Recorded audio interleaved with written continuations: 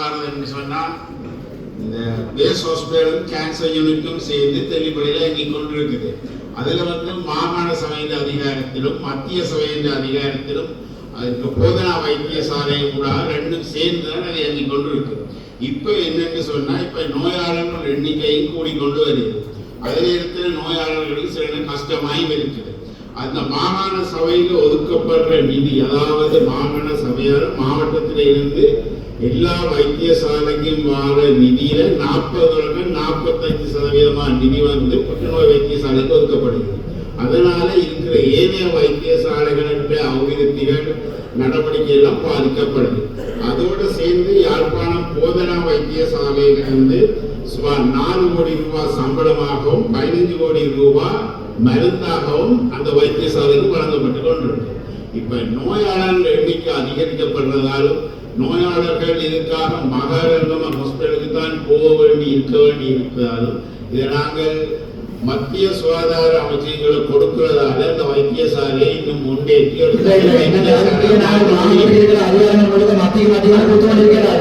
இதுல தெளிவா சொல்றேன். மாகாண சபைக்கு இருக்க வேண்டிய அதிகாரங்கள் மாகாண சபை இந்த வைத்தியசாலையை மன்னர் கூட கொடுக்கறதுக்கு மறந்துருக்கணும் டிசி மீட்டிங்ல. ஆகவே மாகாண சபைக்கு உள்ள வைத்தியசாலை கொடுக்கலாலும் உனக்கு கூட நிதி ஒதுக்காமல் ஒதுக்கணும். நிதி ஒதுக்கிறதுக்கு மாகாண சபைக்கு இருக்கிற வைத்தியசாலை இல்ல, மாவட்டத்துக்கு கொடுத்த நிதியை அதிக நிதி ஒதுக்கலாது. கிழக்கு மாகாணத்தில் 7 வைத்தியசாலை மத்திய அரசு மாகாணத்துக்கு இருக்கிற வைத்தியசாலை நான் சொல்றேன். பொருட்படுத்துறது உங்களோட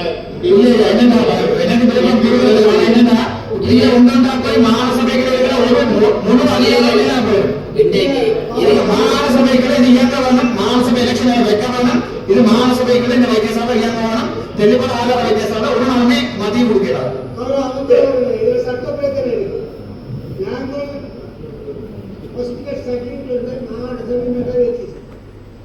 டீச்சிங் ஹாஸ்பிட்டல் தவிர்த்த அத்தனை மாவட்ட அல்லது சபைகள் வைத்தியசாலைகள் அது மாகாணத்துக்கு ஸ்ட்ரக்சர் இருக்கு.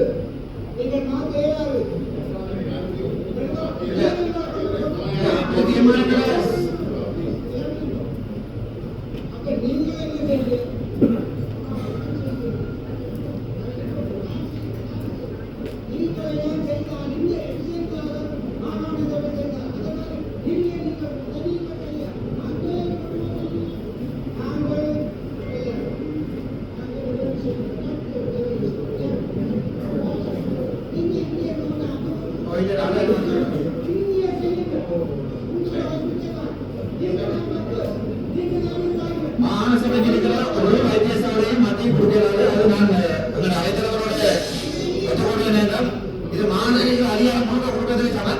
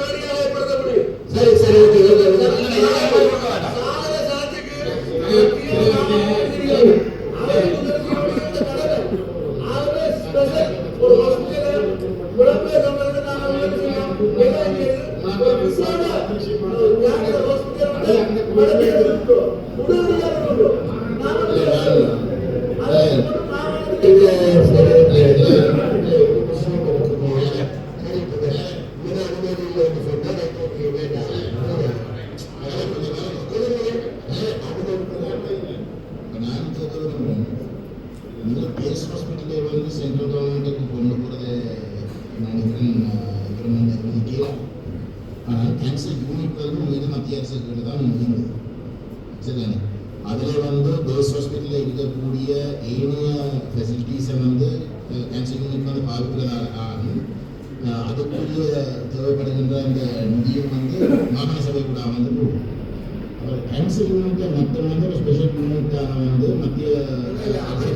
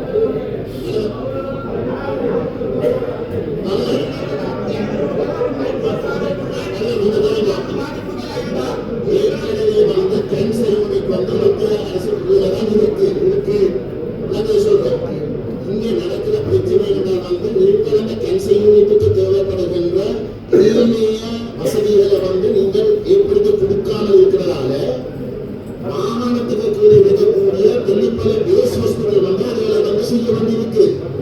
அங்கெல்லாம் இந்த குறைபாடு நடக்குது.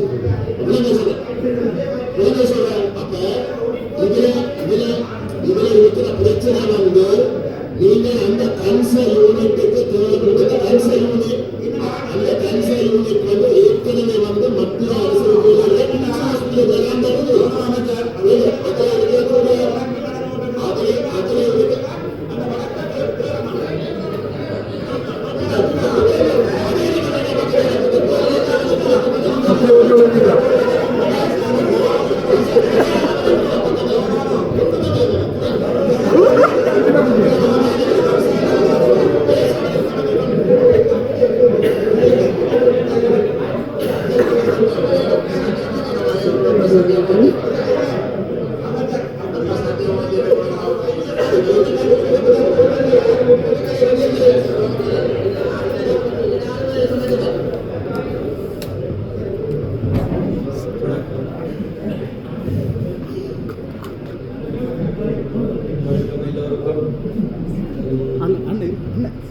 இந்த தெளிப்பளை வைத்தியசாலை முதல் கடுமையாக கோவப்பட்டால்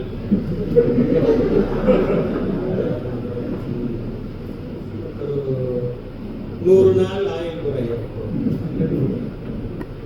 கடுமையாக கோவப்பட்டால் எல்லாரும் தான்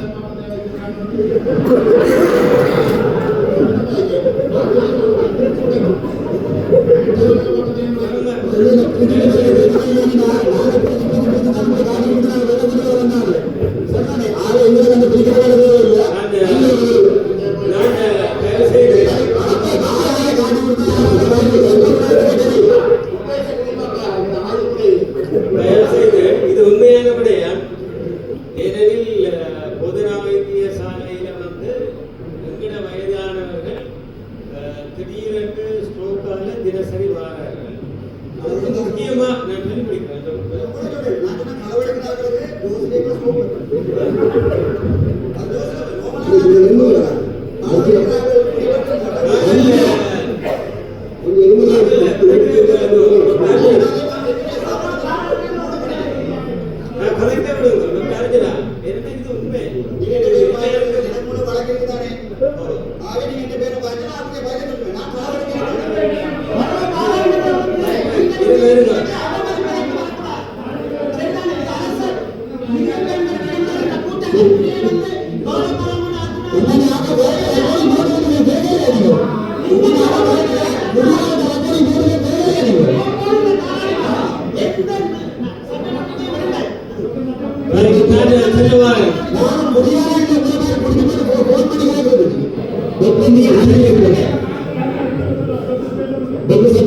திரும்பவும் நான் இந்த முக்கியமான தகவலை சொல்றேன். தயவு செய்து கோவப்படாதீங்க, கவலைப்படாதீங்க, பதட்டமாகாதீங்க. இன்றைய டிசிசி மீட்டிங்ல நீங்கள் ஆயுள் குறைத்துக் கொள்ளாதீங்க.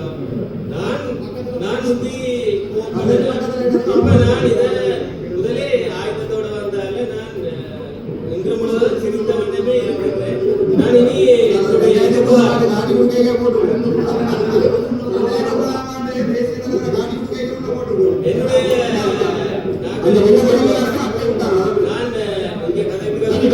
சொல்ல வேண்டியிருக்கிறேன். நாங்கள்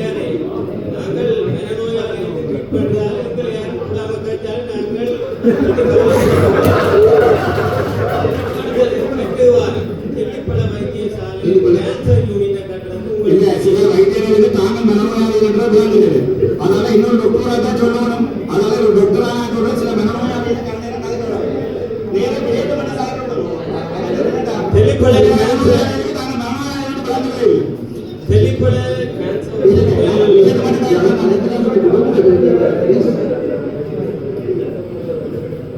தெளிப்பல கேன்சர் ஹாஸ்பிட்டலை கட்டுவதற்கு உங்களுக்கு தெரியும். ரயில்ன்ற ஒரு நிதி இது வந்து டீச்சிங் ஹாஸ்பிட்டலுக்காக அந்த நிதியை சேகரிச்சு யாழ்ப்பாண ஹாஸ்பிட்டல்ல கேன்சர் யூனிட்டை கட்டுறதுக்கு இடம் இல்லாதால தெல்லிப்பளையில கட்டினது. ஆனால் இட்ட வரைக்கும் தெல்லிப்பளையில இருக்கிறது வந்து மத்திய சுகாதார அமைச்சு டீச்சிங் ஹாஸ்பிட்டல் இருக்கும், தெல்லிப்பளை பேஸ் ஹாஸ்பிட்டல் சேர்ந்து தான் நாங்கள் அது செய்கிறோம். இப்போ எங்களுக்கு கன்சல்டன்ட் அங்கே வேலை செய்கிற ரேடியோகிராஃபர்ஸ் பிசிஸ்டுக்கெல்லாம் நாங்கள் சம்பளம் கொடுக்குறோம். அது தவிர அங்கே இருக்கிற மருந்துகளையும் நாங்கள்லாம் நேரடியாக வழங்குகிறோம். அங்கே இருக்கின்ற தாதிய உத்தியோகத்தர்களும் சிற்றூழியர்களும் வந்து மாகாண சபைகளை இயங்குது. இலங்கையில் இருக்கிற எல்லா கேன்சர் ஹாஸ்பிட்டலும் நேரடியாக மத்திய அமைச்சகத்தில் தான் இருக்கின்றது. இப்போ மத்திய அமைச்சகத்தில் இப்போ எங்கள்கிட்ட நாங்களும் சேர்ந்து தான் செய்கிறோம். ஆனால் கேன்சர் ஹாஸ்பிட்டல் ஒன்று தனியாக இயங்க வேண்டும். அது மத்திய அமைச்சகத்தில் இருக்கலாம் அல்லது மாகாண அமைச்சகத்தில் பொருத்தமாக இருந்தால் இருக்கலாம். தெளிப்பட ஆதார வைத்தியசாலையோடு சேர்ந்து இயங்குறது மிகவும் சுமையாக இருக்கும் மாகாண அமைச்சுக்கு. ஆகவே அது ஒரு ஸ்பெஷல் கேன்சர் ஹாஸ்பிட்டலாக கௌரவ பாராளுமன்ற உறுப்பினர் கஜேந்திரகுமார் பொன்னம்பலன் சொன்னது மாதிரி, கௌரவ பாராளுமன்ற உறுப்பினர் டாக்டர் ஸ்ரீபானந்த ராஜா சொன்ன மாதிரி அது ஒரு தனியான ஸ்பெஷல் கேன்சர் ஹாஸ்பிட்டலாக இயக்க வேண்டும். அதுக்காக தயவு செய்து இதுக்காக சண்டை பிடிக்காது. வைத்தியசாலைகளை இயக்குறதுல நாங்கள் எக்ஸ்பர்ட். நாங்கள் திரும்பவும் நாங்கள் சொல்றோம் உங்களுக்கு, இந்த வைத்தியசாலைகளை இயக்குறதுக்கு நாங்கள் அட்மினிஸ்ட்ரேட்டிவ் எக்ஸ்பர்ட். நாங்கள் சொல்றத கேட்டு நீங்கள் போலீஸ் வைஸா நீங்கள் முடிவெடுக்கணும். நாங்கள் மிக தயவு கொண்டு அது ஒரு தனியான வைத்தியசாலையாக இயக்கும்படி கௌரவமான இந்த சபையை கேட்டுக்கொள்கிறோம். அதாவது கேஸ் ஹாஸ்பிட்டல் அந்த கேன்சர் யூனிட் மட்டும் தனியாக யூனிட்டா வந்து மத்திய அரசு இருக்குது. அதனால வந்து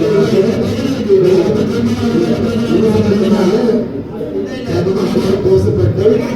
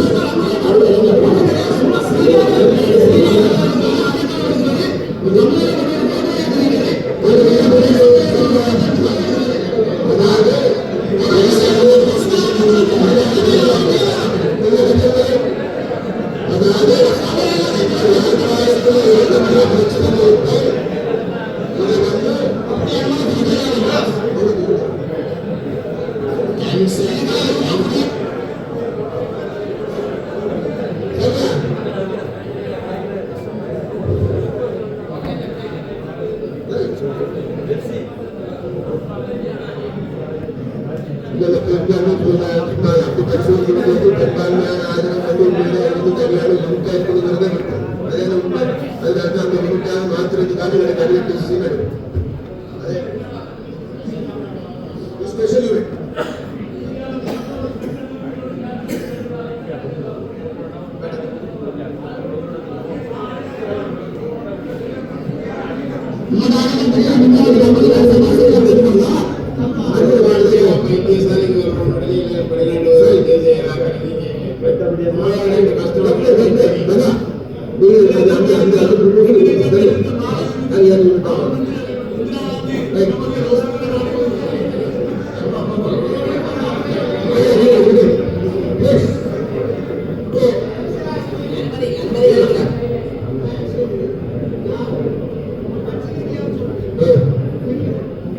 குடியார கட்சி தமிழக கட்சி குடியார கட்சி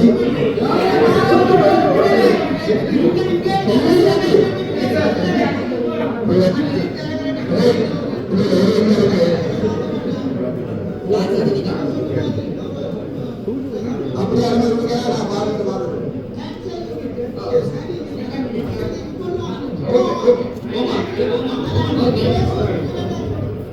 அந்த துறைக்காக அந்த தேசத்தில் கற்பனான தேசப்படி தெளிவாக ஆதரவு வைத்திருந்தார் ஐயா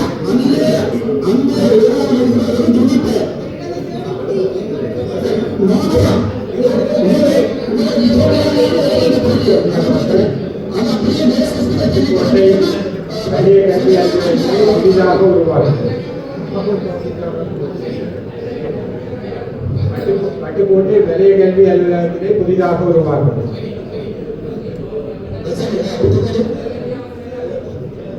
அடுத்தபடியாக